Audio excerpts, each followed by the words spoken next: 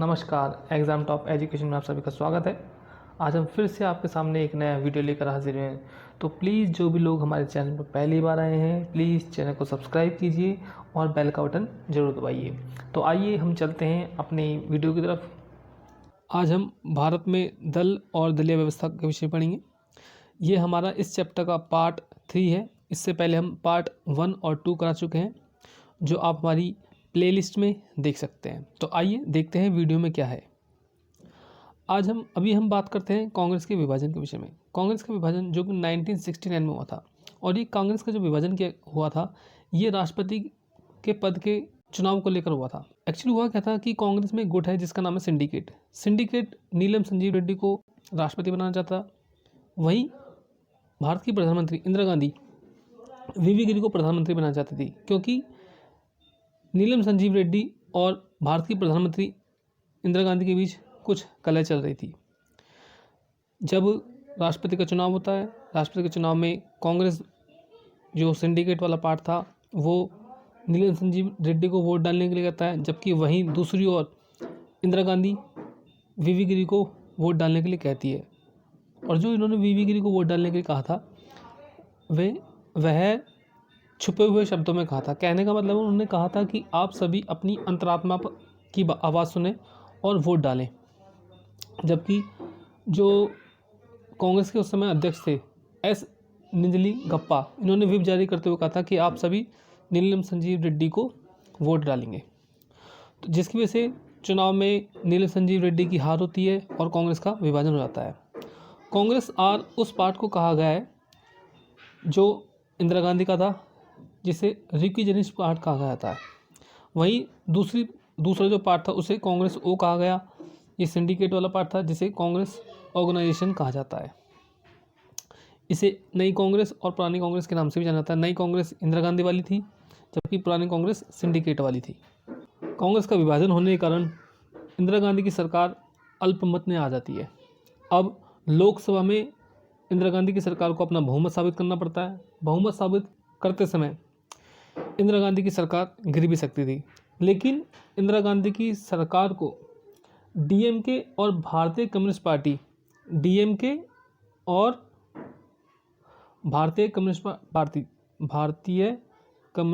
Party इन दो party द्वारा support कर दिया जाता है। यानी कि ये दोनों पार्टी इंदिरा गांधी की सरकार के लिए तारनहार साबित होती है, क्योंकि जब कांग्रेस का विभाजन हो गया तो बहुत सारे नेता और बहुत सारे जो सांसद थे वो कांग्रेस ओ में आ गए थे, जिसकी वजह से इंदिरा गांधी सरकार अल्पमत में आ गई थी। इन दोनों पार्टी द्वारा इंदिरा गांधी की सरकार को सपोर्ट दिया था, जिससे इंदिरा गांधी की सरकार गिरने से बच जाती है। फिर 1971 यानी कि अगले ही साल 1971 में चुनाव होते हैं, और उन चुनावों की अगुवाई इंदिरा गांधी को करनी पड़ती है। और ये चुनाव फरवरी माह में हुए थे, और ये भारत के 5वें आम चुनाव थे। मुकाबला, इस समय कांग्रेस आर की स्थिति काफ़ी नाजुक हो चुकी थी, काफ़ी ख़राब हो चुकी थी, क्योंकि सभी जो बड़े नेता थे वो कांग्रेस ओ में शामिल थे। कांग्रेस ओ में सभी सिंडिकेट के नेता थे, जो बड़े बड़े नेता थे। इन नेताओं के माध्यम से ही कांग्रेस को सत्ता हासिल हुई थी और इंदिरा गांधी को प्रधानमंत्री बनने का मौका मिला था। लेकिन अब कांग्रेस ओ और गैर साम्यवादी और गैर कांग्रेस विपक्षी पार्टियों ने गठबंधन बना लिया था आपस में। ये विपक्ष में आ गई थी कांग्रेस ओ, और इन्होंने एक ग्रैंड अलायंस का निर्माण कर लिया था। अब इनका सिर्फ एक ही मुद्दा था, यानी कि इनका सिर्फ एक ही मोटिव था कि इंदिरा गांधी को सत्ता से हटाया जाए। इसलिए इंदिरा गांधी के लिए जो स्थिति बहुत ज़्यादा क्या हो गई थी, कठिन हो गई थी, खतरनाक हो चुकी थी, क्योंकि अब इंदिरा गांधी को सत्ता से हाथ धोना पड़ सकता था। लेकिन भारतीय कम्युनिस्ट पार्टी, जिसने इंदिरा गांधी की सरकार को गिरने से बचाया था, इंदिरा गांधी के साथ गठजोड़ कर लिया था। लेकिन नई कांग्रेस के पास जो मुद्दा था और एक एजेंडा था सरकार बनाने के लिए, वहीं जो ग्रैंड अलायंस था उसके पास कोई मुद्दा नहीं था, उसके पास केवल एक ही मुद्दा था कि इंदिरा को हटाओ। ये दो नारे हैं 1971 के चुनावों में जो इस्तेमाल किए गए थे, गरीबी हटाओ और इंदिरा हटाओ। गरीबी हटाओ जो नारा दिया गया था वो इंदिरा गांधी द्वारा दिया गया था, जबकि इंदिरा हटाओ जो नारा दिया गया था ग्रैंड अलायंस द्वारा दिया गया था। तो ग्रैंड अलायंस के पास कोई राजनीति कार्यक्रम नहीं था, उनके पास कोई मुद्दा नहीं था, उनके पास केवल एक ही मुद्दा था कि इंदिरा को हटाया जाए। इंदिरा गांधी ने देश भर में घूम घूम कर कहा कि विपक्षी गठबंधन के पास केवल एक ही मुद्दा, और वो मुद्दा क्या है, इंदिरा हटाओ। 1971 में इंदिरा गांधी ने दूसरी तरफ गरीबी हटाओ का नारा दिया। इंदिरा गांधी ने सार्वजनिक क्षेत्र की समृद्धि, ग्रामीण भू स्वामित्व और शहरी संपदा के परिसीमन, आय और अवसरों की असमानता की समाप्ति, प्रीवी पर्स की समाप्ति पर अपने चुनाव अभियान को जारी रखा और अपने चुनाव अभियान को जोड़ दिया। इंदिरा गांधी के गरीबी हटाओ के नारे का लोगों पर बहुत गहरा असर पड़ा और इस नारे का खासकर अल्पसंख्यक, महिला, आदिवासी, बेरोजगार लोगों को बहुत असर साबित हुआ या असर लगा। और इसी नारे की वजह से जो है नौजवानों के बीच उनको समर्थन हासिल हुआ, किनको, इंदिरा गांधी को। चुनाव हो जाते हैं 1971 में, इसके कुछ परिणाम निकलते हैं और चुनावों के परिणाम क्या निकलते हैं। इनका जो चुनाव का जो परिणाम था बहुत ही अलग था, लोगों ने सोचा नहीं था कि इस तरह का परिणाम होगा। 1971 के चुनावों का परिणाम बड़ा ही नाटकीय रहा था। इन चुनावों में कांग्रेस आर और सीपीआई के गठबंधन को काफ़ी सीटें मिली थी। इतनी सीटें इसके पहले कभी भी कांग्रेस को नहीं मिली थी। इन चुनावों में कांग्रेस को 375 सीटें मिली थी। कितनी मिली थी? 375 सीटें मिली थी। वहीं जो गठबंधन था उसको केवल 40 सीटें ही मिली थी और 375 सीटों में से 352 सीटें ही कांग्रेस को मिल गई थी। और जो ग्रैंड अलायंस था वो पूरी तरह से धराशायी हो चुका था, यानी कि पूरी तरह से गिर चुका था। 1971 के आम चुनावों के तुरंत बाद भारत को बांग्लादेश की आज़ादी के लिए पाकिस्तान के साथ युद्ध लड़ना पड़ता है, जिसमें पाकिस्तान की करारी हार होती है, जिससे इंदिरा गांधी की लोकप्रियता में वृद्धि हो जाती है और 1972 के राज्य विधानसभाओं में इसका असर देखने को मिलता है और उनकी पार्टियों को व्यापक सफलता मिलती है देश के कई राज्यों में। अब हम बात करेंगे कांग्रेस प्रणाली का पुनर्स्थापन। इंदिरा गांधी ने जो कुछ किया वह पुरानी कांग्रेस को पुनर्जीवित करने का काम नहीं था। कई मामलों में यह पार्टी इंदिरा गांधी के हाथों नई तर्ज पर बनी थी। इस पार्टी को लोकप्रियता के लिहाज से वही दर्जा प्राप्त था जो उसे शुरुआती दौर में प्राप्त था, लेकिन यह एक अलग किस्म की पार्टी थी। यह पार्टी दूसरी तरफ अपने लोकप्रिय नेता पर आश्रित थी, यानी कि लोकप्रिय नेता कौन? इंदिरा गांधी पर आश्रित थी। इसमें कई अलग अलग गुट नहीं थे, जैसे कि पुरानी जो पार्टी थी उसमें कई सारे अलग अलग गुट थे। इस पार्टी ने जीत के लिए पार्टी कुछ सामाजिक वर्गों जैसे गरीब, महिला, दलित, आदिवासी और अल्पसंख्यकों पर जोर दिया या उन पर निर्भर थी। पार्टी जो कांग्रेस उभर कर सामने आई वह एकदम नई कांग्रेस थी, जिसे इंदिरा गांधी द्वारा पुनर्स्थापित किया गया था। इसके लिए उन्हें कांग्रेस प्रणाली की जो प्रकृति थी उसको बदलना पड़ा था। 1971 जिसमें इंडिया और पाकिस्तान का युद्ध होता है।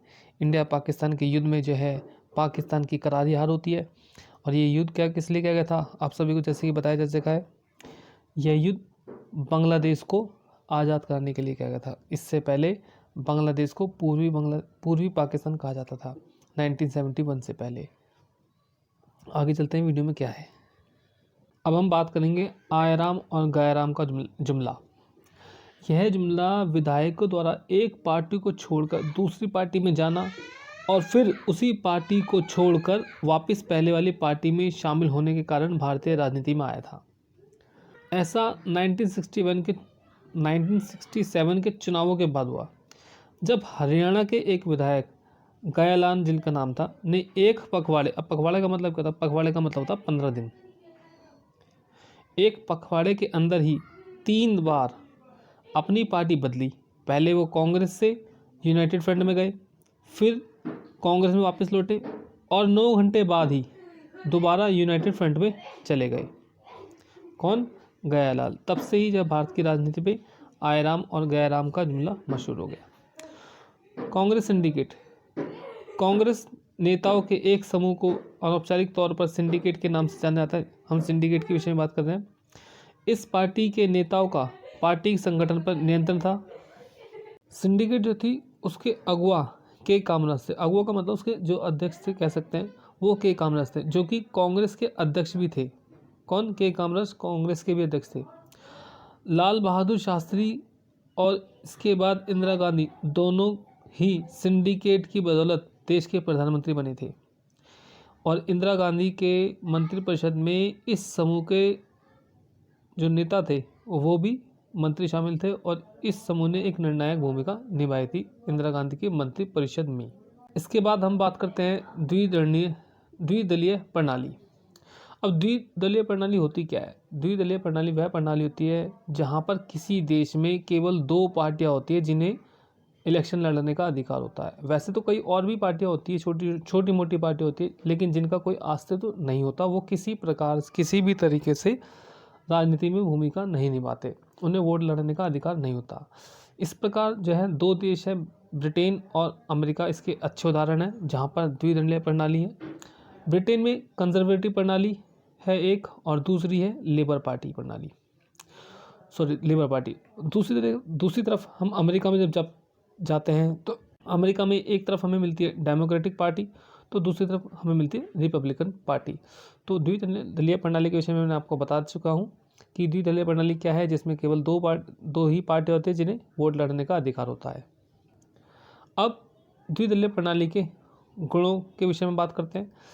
इसमें जो सरकार बनती है द्विदलीय प्रणाली में, एक स्थिर सरकार होती है। जैसे कि आपने देखा भारत में क्या है कि बहुत सारी पार्टियां मिलकर कई बार सरकार बनाती है, लेकिन हर बार सरकार के गिरने का डर बना होता है, क्योंकि अगर समर्थन वापस ले लिया गया तो सरकार गिर जाती है। तो इस प्रकार हम कह सकते हैं कि इसमें सरकार जो बनती है स्थिर बनती है,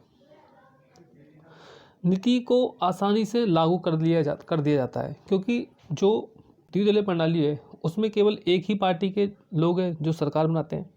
जबकि भारत जैसे देश में जो बहुदलीय देश है वहाँ पर कई बार ऐसा होता है कि जो सरकार बनती है बहुत सारे दलों को मिलाकर बनती है, लेकिन जब वो नीति लागू करती है सरकार, तो सरकार को इन सभी दलों के विषय में सोचना पड़ता है। और अगर किसी दल को सरकार की नीति नहीं समझ आती या नहीं पसंद आती तो वो क्या करता है, अपनी सरकार से क्या कर लेता है, अपना सपोर्ट ले लेता है, जिसकी वजह से सरकार गिर जाती है। अब पूर्ण रूप से उत्तरदायी ठहराना, यानी कि जो द्विदलीय प्रणाली होती है इसमें जो सरकार होती है वो पूरी तरह से अपने कामों के लिए उत्तरदायी होती है। सरकार बनाना आसान होता है द्विदलीय प्रणाली में। संगठित विरोधी दल होता है, क्योंकि एक जो विपक्ष होता है वो केवल एक ही पार्टी होती है और एक ही विचारधारा के लोग होते हैं। अब द्विदलीय प्रणाली के दोष क्या है? पहला दोष सबसे पहले तो यह है कि मंत्रिमंडल की जो तानाशाही सी जम जाती है, क्योंकि ये अपनी मर्जी से नीतियाँ बनाते हैं और इनको सरकार गिरने का डर नहीं होता, जिसकी वजह से यह अपनी तानाशाही चलाते हैं। दूसरी तरफ विधानमंडल मंत्रिमंडल के हाथों का खिलौना बन जाता है।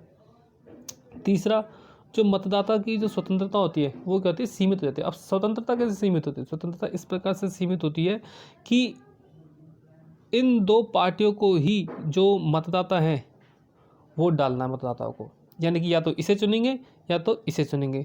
तो दोनों पार्टियों का उन्होंने रूप देख लिया होता है, अब वो ना चाहकर भी किसी तीसरी पार्टी को नहीं चुन सकते।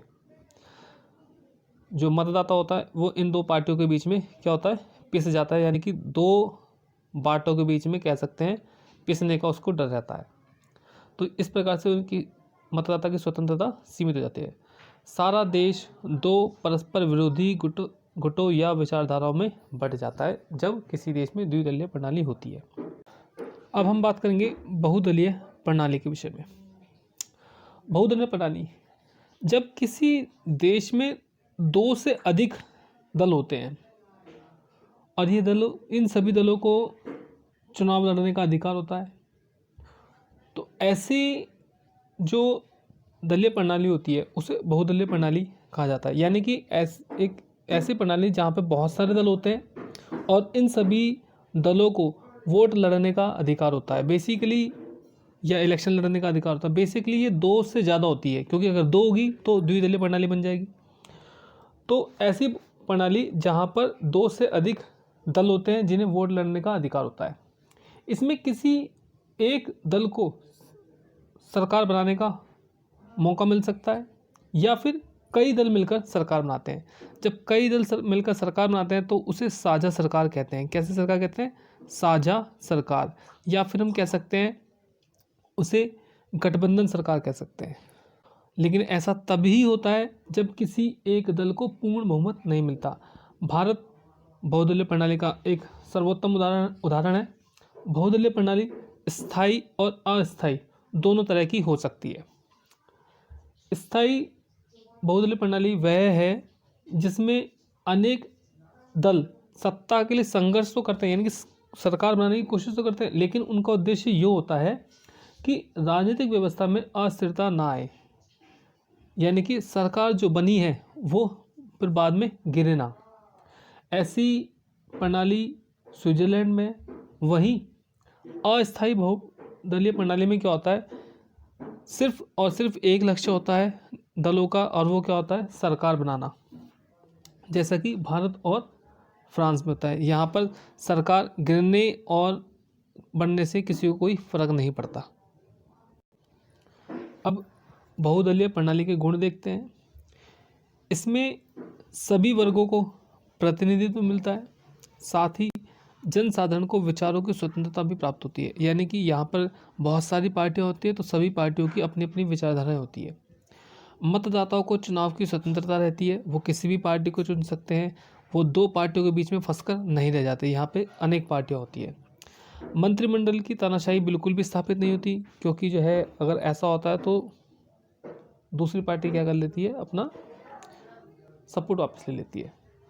सरकार जनता के प्रति उत्तरदायी होती है, यानी कि उनको जनता के लिए ही कार्य करना पड़ता है।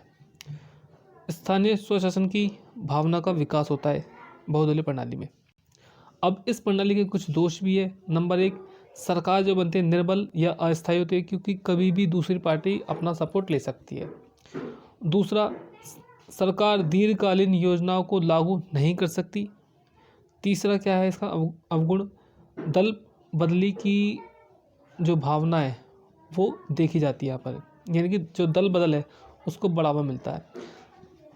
जब कभी किसी नेता को अपना मनचाहा मंत्रिमंडल नहीं मिलता या मनचाहा फल नहीं प्राप्त होता तो वो दूसरी पार्टी में चला जाता और सरकार से अपना जो है बहुमत ले लेता है या सरकार से अपना इस्तीफा दे देता है। तो ऐसे में सरकार गिर जाती है। सरकार का निर्माण करने में काफ़ी मुसीबतें आती हैं, क्योंकि जब कभी किसी पार्टी को बहुमत नहीं मिलता तो जिन पार्टियों को अधिक वोट मिलते हैं वो दूसरी पार्टियों के साथ गठजोड़ करने की कोशिश करते हैं और इसके लिए वो काफ़ी सारा पैसा अपना व्यय करते हैं, जैसा कि भारत में देखा गया है। आशा करता हूँ आपको वीडियो पसंद आया होगा। प्लीज़ वीडियो को लाइक कीजिए, बेल का बटन भी दबाइए, शेयर ज़रूर कीजिए और आपका बहुत बहुत धन्यवाद। आपने हमारी वीडियो को इतने इत्मीनान से देखा। धन्यवाद।